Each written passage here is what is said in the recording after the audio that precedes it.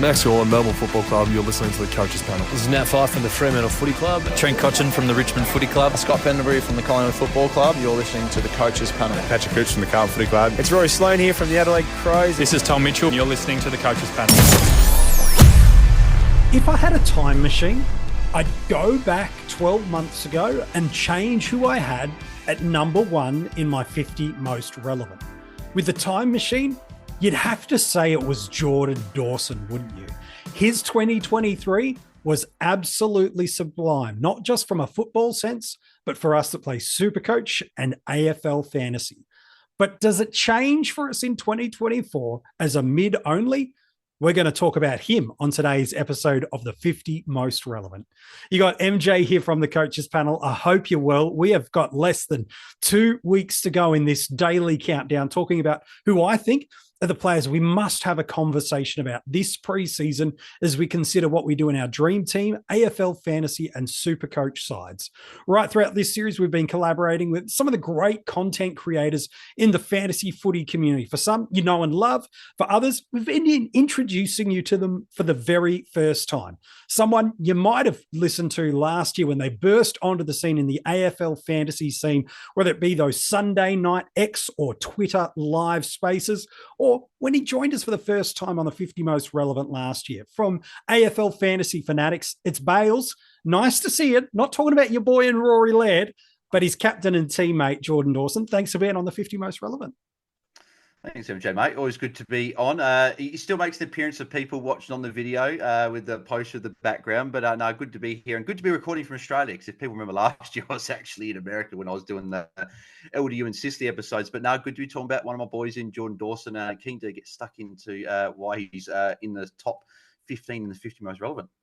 115.8 with his seasonal average last year in SuperCoach, 17 tons last year. Gosh, he was a monster in that format. Just a touch under $650,000. And his top score of 2023 was also a personal best career high score, a 173. In AFL Fantasy and Dream Team, he's $1 million man in both of those formats. That's due to him averaging 113.4, 16 tons last year. Not bad off your 23 games. And just like in SuperCoach, the season high score correlated across to being his top score ever. He's delivered last year a 172. Bales, we often talk about these players that if they can make their way into the midfield, they'll turn into absolutely fantasy football royalty. And I know you're a Crows man. If you're watching this on YouTube, you can very much make that out. I don't think many Crows supporters, let alone fantasy football coaches, saw the evolution of Jordan Dawson coming from an elite left foot, beautiful interceptor, really good wingman and halfback flanker, through to becoming an all-Australian and one of the best inside midfielders in the competition, even without looking at the fantasy data. Gosh, that's one hell of a conversion into being a star midfielder in the AFL. Oh, 100%. I when we first got him as a recruit from Sydney, I didn't expect him to be this midfielder. I saw him as that rebounding halfback that can go into a wing and sort of be that guy that helps with the transition. For the Crows, obviously with Brodie Smith obviously getting a little bit older and Wayne Miller at that time was sort of still working through some injuries, and I thought this would be a good guy to replace. But when he got thrown to that midfield, I believe it was in the showdown against Port Adelaide, and from that point on, I was like, this guy's got something different about him. He's got that, him and Bont, they're slightly different, but they are similar. That left footer, that penetrating kick, that tall midfield. And I thought this guy could be our Bont in a way. So he was very good. And as you said before, with that high score, I remember he was against Collingwood and really almost won us the game off his own boot, and really could have had a go after the siren if an umpire saw a high free kick. But we're not here to talk about that. But yeah, he was impressive, and yeah, I just expect him to sort of just go, sort of just continue on from what he did last year and just continue on the midfield. That 113.4 average that we talked about in AFL Fantasy had 9 scores of 120 plus, 5 over 130, including that game that you mentioned at the MCG of a 172. Importantly, just the 2 scores all year under 90 and nothing below 81 in AFL Fantasy all year. By average, is the 5th best player based on 2023 data and the 5th most expensive player, but he's top 4 for total points. So The Crows skipper certainly has got some scoring, while over in SuperCoach, that 115 average, 16 tons, half of them converting into 120 plus score. So equally as strong captaincy consideration in that format. 4 times he went 145 plus, including that 173, and just the one score under 80 all year, a 78. So yeah, you're not too disappointed when you get him. Ranked inside the top 10 for total averages. And again, like in AFL Fantasy, he's ranked 4th for points. Is it as simple, Bales, as he moved from this more outside intercept player into the centre bounce, the midfield, and that was the exact causation of his scoring bump? Or is there also a maturing of a footballer that we've got to see unfold before our eyes? Sometimes it can be really simple while a player evolves their scoring. Other times it can be a little more complicated than that. What's your read on where and why Dawson popped probably the ceiling? We know that basement has always been so strong. But what do you see as the causation of the big scoring ceiling jump from Jordan Dawson? I think there's a number of points that have made him sort of one of those top scoring midfielders. But before you mentioned obviously the 2 scores of the 80, and people probably think, oh, like you had a few lower scores there. But if you look at the games that he actually played where he scored 80, he scored his first 80 was in the showdown, the very first showdown last year. That was actually a very low scoring game. I know that was a game where Laird was tagged by Willem Drew and he went low.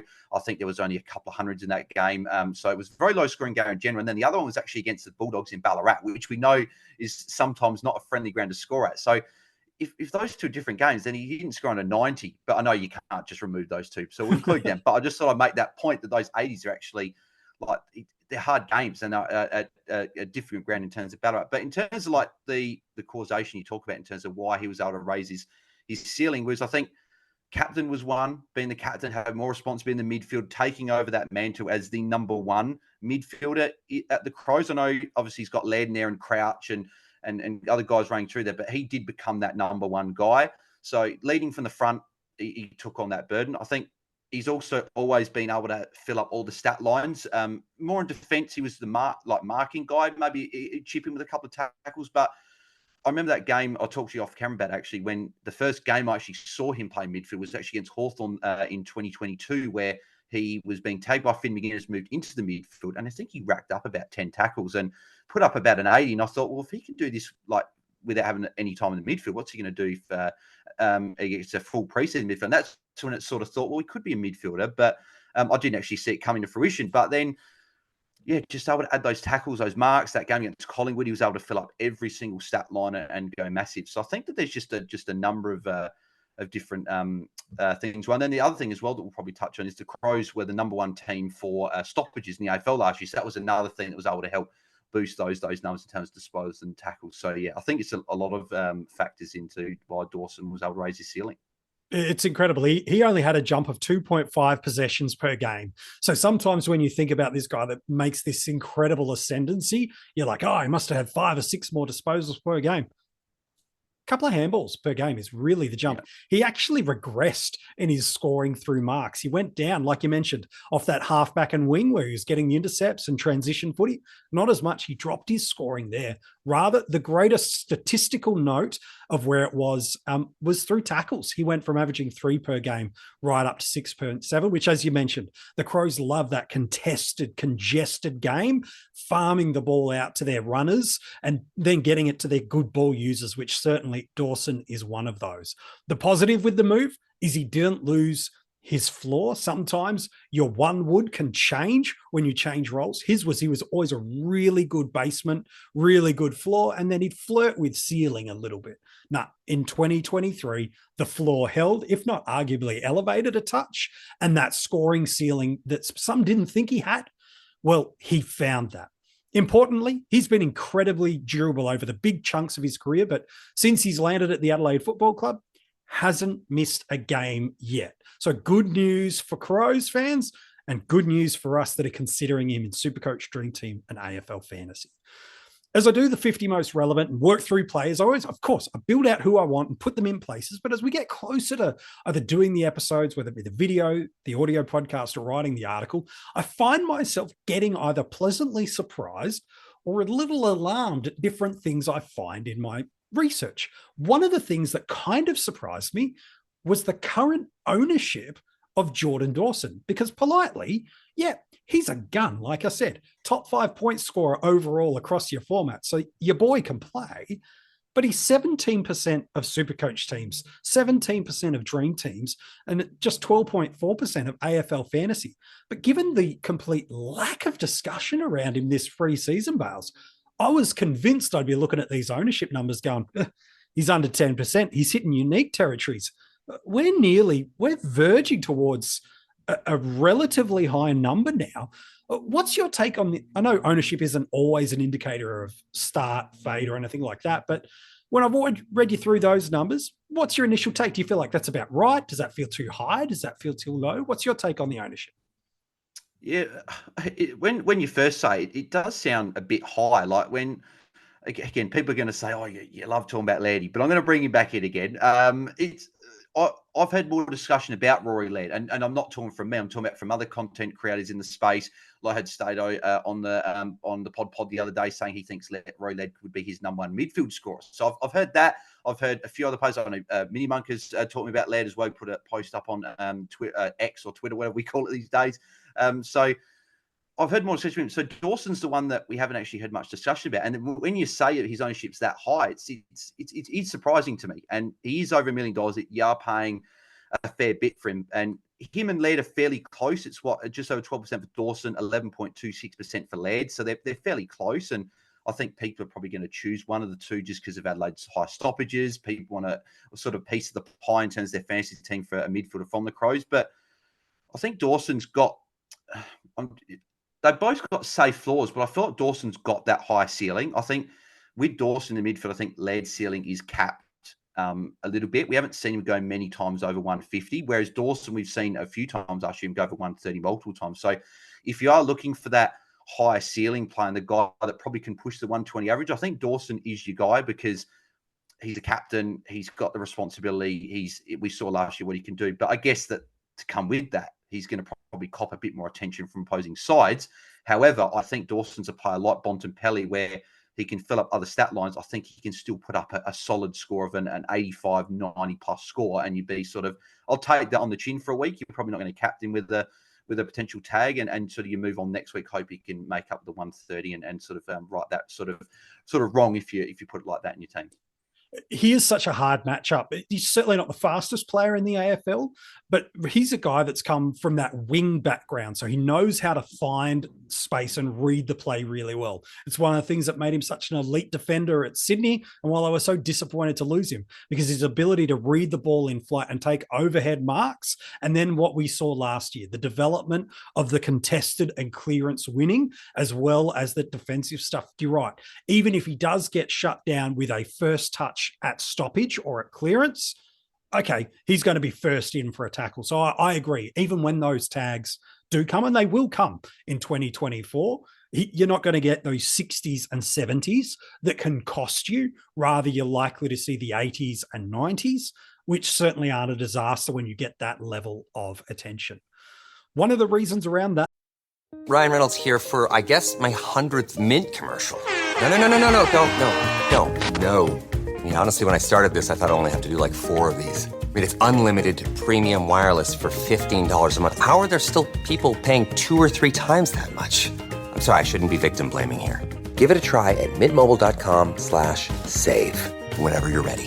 $45 upfront payment equivalent to $15 per month. New customers on first 3-month plan only. Taxes and fees extra. Speed slower above 40 gigabytes. See details. Though.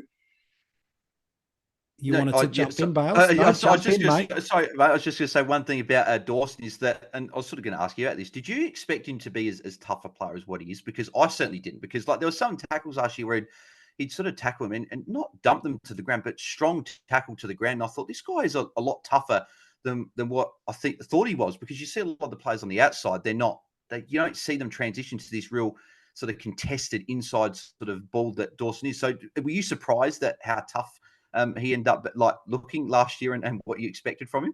The thing that probably did surprise me the most is, and maybe that's what you're articulating there, is there's a bit of mongrel in him. Like there's a bit of fire in the belly that I didn't think was there. And even when you heard coming out like that group text that he sent to the Crows at the back of that AFL grand final, like it should have been us and we should be there. And you just hear and watch some of the stuff on the track. It's like, oh, there's a bit of brute in this guy. You kind of like what you see through there. So I agree. He's made that transition in the eyes of everybody now that clearly the Crows saw behind closed doors. Now the football public has seen he's a beautifully rounded player. Inside, tough and hard at it at ball and at contest and at man. And then outside, you give him space. Whew, that left boot of his is just going to leave you for dead. When we look at premiums early on in our starting squad, we're always looking at the fixture, and especially with opening round and the early buys, we're looking at premiums that are going to get us through this first 6 weeks, especially that have a nice fixture for us, that don't have any of those early blue dot moments. Doesn't mean you can't start premiums from that, but we are looking to navigate how do we maximize scoring through there with vice captaincy and captaincies.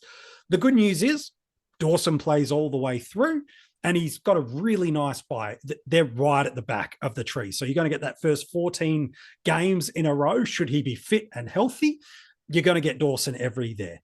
The 2023 data gives you an indication that the matchups aren't awesome, but they're certainly not bad. Suns, Cats, Dockers, D's, Blues, and Essendon.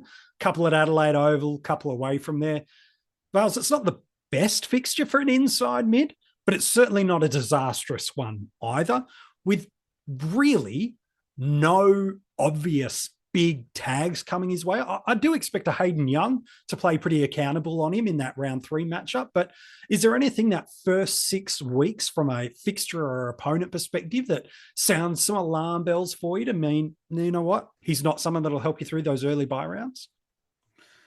It is a good point you raise. Yeah, as you say, like some of those games aren't. You look at them and you think they're not really the easiest games. They're not like your easier teams to score on. But I think Dawson's that one player that he's pretty close to fixture proof. I think he is in that mold of Clayton Oliver, Marcus Bontempelli, guys like that are just, no matter who they play, I think that they can score well wherever they are. And the fact that a lot of those games are at Adelaide Oval as well, and they are at thanks to the AFL, with a little bit of compensation with the few primetime fixtures. I think Dawson being the captain, primetime fixture, like we were talking before about the fire in the belly, you reckon he's going to be fired up for these games, especially as captain after sort of missing out on the finals last year, to go on the big stage on Friday night against Geelong in round 2, for just an example there.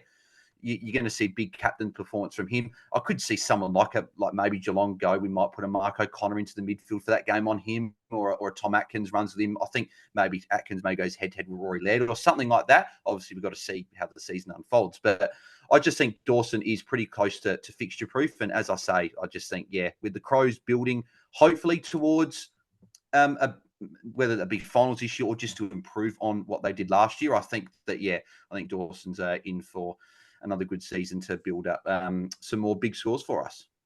The real conversation that we've not really spoken about yet through this episode, but have been building towards, isn't the buy, it isn't the fixture, it isn't the ceiling, it isn't the basement. In fact, everything, it really isn't about Jordan Dawson at all. Ultimately, the key conversation we need to have that helps us decide whether or not Jordan is right for our AFL Fantasy, SuperCoach and Dream Team sides to start or to upgrade in Classic isn't actually about Jordan. It's all about Matt Crouch, and actually it's about how that Adelaide Crows midfield mix works. There were 6 games, and it was the final 6 games of the year that Matt Crouch forced his way back into that Crows midfield mix. And yes, we did see a scoring regression when you contrast Dawson to the season in totality and Dawson in those 6 games. He dropped his scoring down to a 103.5 in AFL Fantasy and Dream Team and a 110.5 in SuperCoach. But sometimes it's about the causation. Sometimes it's about the correlation. And if you don't understand either data, football, or just honestly and politely don't know why, you can sometimes associate one with the other and misappropriate a causation effect with just a correlation effect. In those 6 games in SuperCoach, 5 110 plus scores. So if you're a SuperCoacher, you're thinking Crouch does nothing to him. And that might be a fair assumption, whereas AFL fantasy community go, 2 tons in those 6 games. Yeah, 490s, okay, so decent basement. But one of those 2 tons was against the hardest scoring team to score against for inside midfielders. It was Port Adelaide, and he goes a 134. Bales talked about how difficult that matchup was at the start of the year, where I think you mentioned he only went an 80 in AFL Fantasy in that match. He pumps out a monster using DFS Australia, who are one of the best resources going around. They will save you hours of work just using their 2023 data. For inside mids, they played in the next 6 weeks to start the year. Melbourne, it's a neutral matchup. Port Adelaide, hard matchup. Suns, neutral matchup. Lions, neutral matchup. Swans, moderate to hard matchup. And Eagles, moderate to easy for the first 6 weeks of the year. And so if you believe Crouch impacts Dawson, ultimately, whether or not you see Matt Crouch in round one probably tells you a lot. But Bales, we know you love your Crows. I might secretly as well. What do you think? Is Matt Crouch a part of this best 23? Is he a central part of the midfield moving forward? What's your take on that? Because I believe what that midfield mix looks like unlocks the destiny of Jordan Dawson in our starting quads. Yeah, so I'll touch on 2 points here. So I'll first go to the scores that he had at the back end of last year to just sort of explain a little bit about that, and then I'll go into what I think the Adelaide midfield mix is. So, but with Jordan Dawson last year, obviously you mentioned he had those the 4 scores in the 90s, and he had the 200s. But as you mentioned, look at those games, right? Melbourne was the MCG, but again, like Melbourne at the MCG, not necessarily easy to score against. And the Crows, being a team that hasn't played many games there. Maybe, like, I know that he went a 172 against Collingwood earlier, so that game is probably a little bit lower. That's fine. Port Adelaide obviously went big. Then Gold Coast, he scored 98. Got a 91 against Brisbane. That was at the Gabba as well. So tough place to go to play football and also score some points. So 91 against Brisbane. And then the game against Sydney where he scored 96 was that rain game. It was like very, very wet and rainy. And I don't remember that game being a very high-scoring game for fantasy either. So, and then the West Coast game was sort of a bit of a game where players were... It was a bit of a dead rubber game. I think it was more for like your Shueys and your Hearns and guys like that, and that were retiring. That sort of to give them a good send off, and the Crows players playing a little bit bruise free as well. So I think that's the first one. So moving to the sort of when Crouch came in around 19, that was sort of people sort of go and correlate that with when Dawson's scores went down. I think Dawson's scores going down. We saw, I think Jaden put out a stat the other day as well, said that Dawson's scoring didn't actually change at all from stoppages. It was actually scoring outside of that. I think that had more to do with first season in the midfield. Didn't actually have a pre-season training as a midfielder. As we know, he went to the midfield in sort of round 3-4. So didn't get a full pre-season in the midfield. First season as captain, the Crows were going along well. They probably didn't need him as much because other players were stepping up. So I think a few of those factors did relate. And I think that had more to do with the fact he scored a bit lower, more than Crouch coming in. But then obviously asked me about the CBAs this year and how you see the midfield mix this year. So I think Dawson's role won't change. I think it's going to be midfield. We saw when he moved in the midfield last year in round 3, he round 3 and 4, he had 62 and 57% respectively. But after that, he only had 2 games below 60%, below 70% CBAs, which was in round 12 against Gold Coast up in Darwin, and round 21 against Gold Coast again, funny enough, at Adelaide Oval. So both those were against Gold Coast, but every other game was over 70%. Laird's locked in. He had the most CBAs of any Crows midfield last year at 79%. So it's those. How's he going to work with Crouch? Is he going to play round 1? I think he will. I'd be interested to see your take and say, MJ, if you think Crouch play. I think 2-year contract, I think that they're going to play him. Rochelle, people talking about him getting midfield. I don't see him playing as much midfield. I think Pedler's ahead of him in that sort of respect. I think Saligo is going to be getting a few CBAs as well. There's been talk about Rankin last year getting CBAs. Obviously had that shoulder concern early in the year. We didn't really see that. I don't see Sloan playing much midfield this year. Obviously, Schoenberg hardly played last year. Same with Sam Berry. So I see it being those main 3 of Crouch, Laird, and Sloan being Crouch, Laird, and Dawson being in there, and then a mixture of Rochelle and Sligo and Pedler going through there. So, but yeah, MJ, do you think Crouch will play early in the season? Obviously, with the new contract he's been given. You know when you reach that age where everyone and their mother won't shut up about their credit scores, yet it seems like no one really understands what's so special about those 3 random numbers? That's because credit scores are meaningless, unless you have Credit Karma to show you how to use them.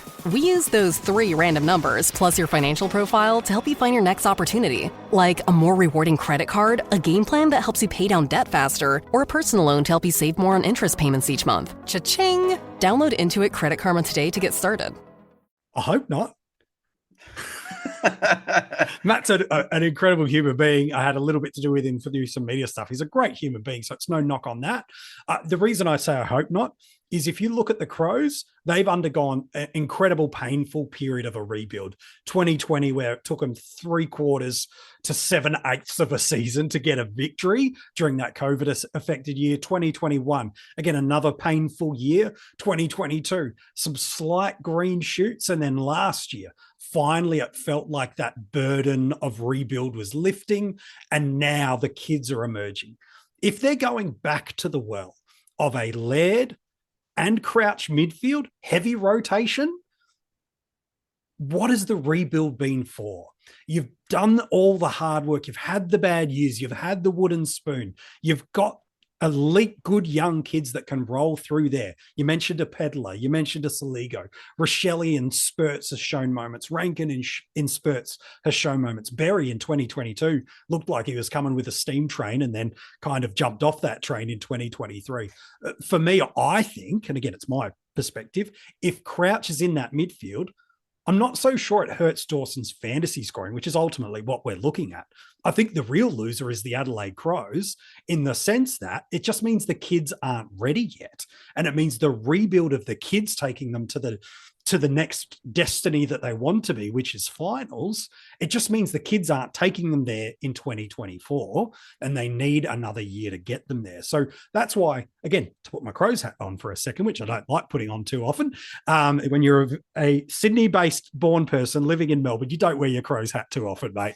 But when I do put it on, it would be to go, you want the kids to take you to the next place. You want them to be doing that. And Crouch feels like a perfectly good footballer, a perfectly good clearance winner. And from a fantasy perspective, minimal impact on Dawson. The loser is the Crows because it means the rebuild is not yet ready for the kids to take it to the next level. So for me, that's my slight concern. Yeah, I'm thinking with, I think with Crouch, I think he'll play... If I was to put a number on, I think it might be somewhere around that 65, 70, maybe low 70% time ground. I think he will be that guy that sort of comes into pinch hit in the midfield and he might start the core on the bench, come on to, like they might start Rochelle or Pedler, like the first CBA of the game, then they'll bring one of them off. Like a Laird normally again, people know I watch them pretty closely. He normally comes off about 5 or so minutes in the quarter. Then they'll bring Crouch on. He'll play stint in the midfield. So I'm thinking that could be the case. But I think that maybe the Crows, they enjoy Saligo's work on a wing. They like Rochelle's impact forward of centre. Like maybe they're thinking a Crouch came in last year, played well. Maybe they're thinking, well, an older head in there, he gives us a bit more experience and we allow Saligo to blossom on a wing and maybe build on his outside game. Rochelle can still, his forward craft's great, but he can still sort of mature as a footballer and then get that exposure in the midfield. So that's something to note. But I do agree, if I was taking my fantasy hat off and looking as a Crow scene, maybe getting a few guys like your Pedlers, Rochelle, Saligas in there's probably better for the future. But hey, I guess we'll find out in the preseason, won't we, in round one? That's the beauty of it. With the way opening round works, as well as through the preseason games, we'll get a really good line of sight on our structures, which means if you think Crouch in impacts a Dawson, well, decision made for you. You see Crouch round one, you know he's going to be playing as an inside mid. I agree with Bales. I don't see Dawson going back into the half-back line outside of to control a quarter late or to stem the bleeding in a game outside of spurts or to try to shake a tag for 5 minutes. He's in that centre bounce midfield. I'm 100% with you on that. So if you do believe Crouch hurts Dawson, well, that ultimately unlocks the question for you. For me, even if Laird, Crouch, and Dawson is that core 3 midfielders we saw over a small 6-game sample size, which again, beautiful stats from Jaden and unpacking from you there, Bales. The scoring at clearance, still there.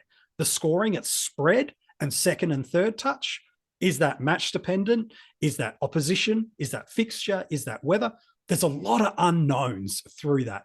But for me, I'm looking at Dawson as a sincerely strong upgrade option this year, especially if Crouch starts. If there's no Crouch and you're looking for a pathway early to get you through the buys, I don't mind it because he's got a beautiful scoring floor. He's got a ceiling that's as good as anyone, 170s across the format, regular 130, 140s across all of the formats.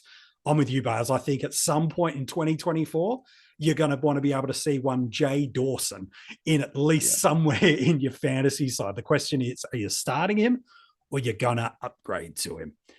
What are your initial thoughts? Is he a starter for you or are you leaning towards an upgrade for you right now? At the moment, I think it's an upgrade target. If we get wind of the fact that they are, because we heard Rochelle come out the other day and say that he would like to play 50-50 splits. So obviously, that's just a play. We haven't heard anything from the coach or anything like that yet. So it'd be interesting to see if Nixie says anything with that. But if we get, as I said, wind of those players playing, I would be a bit colder on Laird and more in favour of Dawson, because we saw early in the year Dawson put up some big scores when the younger guys were in there, because the transition, the Crows were sort of going, that the sort of slingshot from defence to full was really quick with those quick plays in. So I think that favours Dawson. So I think it comes down, I think I'm going to have one of those Crows mids in there with the high stoppages, and they were number one last year. So at the moment, I've got Rory Laird in my side, and people may say that's bias. I've tried removing it as much as possible and look more at numbers, and I think Crouch benefits Laird more. And I don't think he affects Dawson, but I think Laird being cheaper and benefiting more, I think, is why I'm selecting him. But again, as I said, if Rochelle and guys like that do play more midfield, I think that's when I could sway to starting Dawson, because it's not that much. It's only, I think, 40 odd K or not even that. So yeah, it's and I don't know exactly what it is in SuperCoach and Dream Team. It wouldn't be too much either, I wouldn't think. But it's not. It's definitely, he's in the mix. He's trained with the squad, as we like to say. But at the moment, he's probably going to be an upgrade target for me. Fair enough too. Before we wrap up the episode and get some thoughts about where we can keep in touch with you, draft day is interesting. He's going to go as an M1. Just the fact that he was a top 5 scorer across all the formats, you're not getting him as an M1. Question is it a mid to late first rounder for you, Bales, or are you thinking we might get lucky, jag him in the early seconders? We see a lot of rucks and potential at least one defender and a Nick Dacos go inside the first round. Where do you think? Late first or early second round for Jordan Dawson? Yeah, I think it's to be pretty mini monk like this. He always says team dependent, draft dependent. I think for this one, I think that it's with the forwards. It's so interesting, so barren. You've literally got Pro McRae, Flanders, Dylan Moore, a couple of those guys up there. But are people really going to take them in the first round? Probably not. You might get someone that's really bullish on someone, take them early second. But I think Dawson falls in that. I think you put it perfectly. I think it's late first, early second. I think most people are going to select him very early in the second round. I think you're going to have the rucks go. Nick Dacos is going to go. You guys like Bontempellis and those big midfielders are going to go. I think Dawson could go anywhere from that early second and sort of late first. But if you can get him late second, you'd be pretty happy with that as well. Oh, you'll love that. It probably means if he is going in that mid to late second, people are probably overvaluing some other positions. They see the ruck run go. They panic that they're not going to get that premium defender, or they see a McRae type go and they're like, oh, the forwards. Great. Let the draft come to you if that's the case. Hey, Bales, we always love having you on the 50 most relevant. Where can people find you across social media and also the AFL Fantasy Fanatics? Where can we get in touch with the great podcasts and the videos you guys are doing this preseason?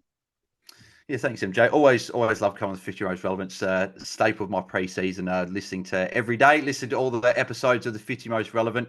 I won't have to listen back to this one because I've essentially listened to it now because we're talking about it. So, but yeah, you can find me at BalesDT on Twitter /X and Instagram. Truly Bales HD is where you can get around the YouTube stuff, where obviously we do we've got a head-to-head series running at the moment. Obviously, going to have potentially one you on MJ as a special guest for one of the head-to-head viewers as well. Got other special guests, which is good. And AFL Fantasy Fanatics as well, wherever you get your podcasts as well. We do our live Sunday show after each round. And also Fridays, a bit of a sort of just a Q&A one, sort of just people last-minute trade questions. So get people to jump on and ask their questions and have a chat. So follow us across there. And it's been a pleasure, MJ, mate. Always good to come on, mate.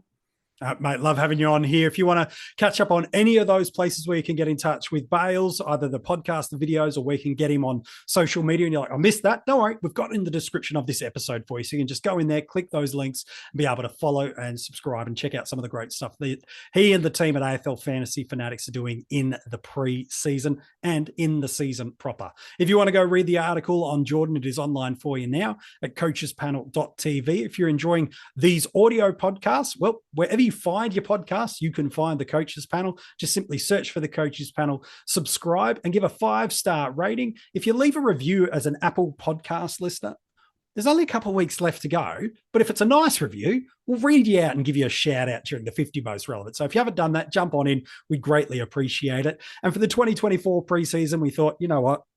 Why not throw these bad boys up on YouTube? So you can go and check that out. The goal is to hit 1,000 subscribers before we hit the end of the 50 most relevant.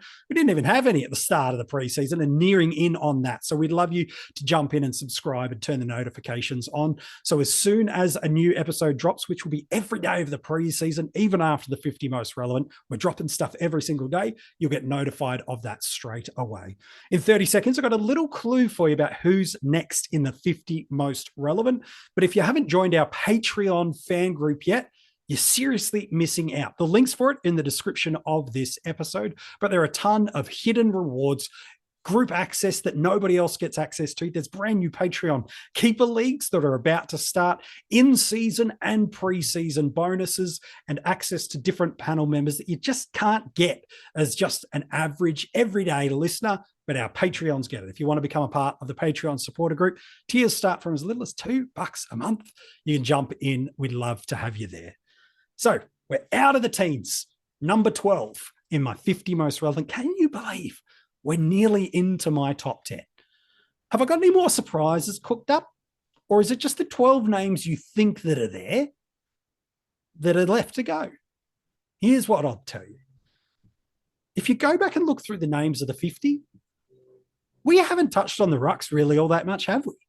Like, I think Tristan Cherry was the first one at number 20. We had Rowan Marshall just a few days ago.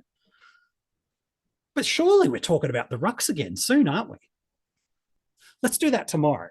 We're going to talk about a guy that's been a while since he's been the number one ruck.